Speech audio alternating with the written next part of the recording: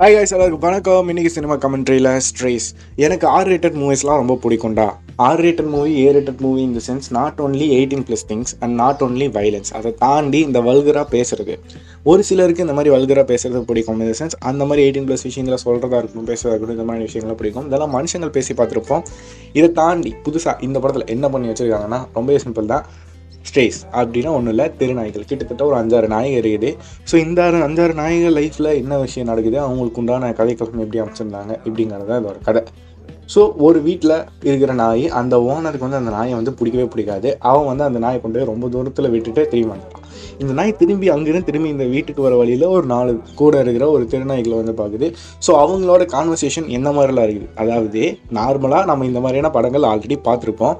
அதில் வந்துட்டு சின்ன குழந்தைகளுக்கு தகுந்த மாதிரி எடுத்து வச்சுருப்பாங்க. அதில் அவங்களோட கான்வர்சேஷன் ஒரு சின்ன குழந்தை லெவலில் இருக்கும். பட் இவங்க எல்லாருமே அடல்ட்ஸு, அதாவது மனுஷங்களை விடவே அதிகமாக 18+ திங்ஸை வந்து பண்ணக்கூடிய ஒரு மிருகங்கள் தான் வந்துட்டு இந்த ஒரு நாய் அப்படிங்கிறது.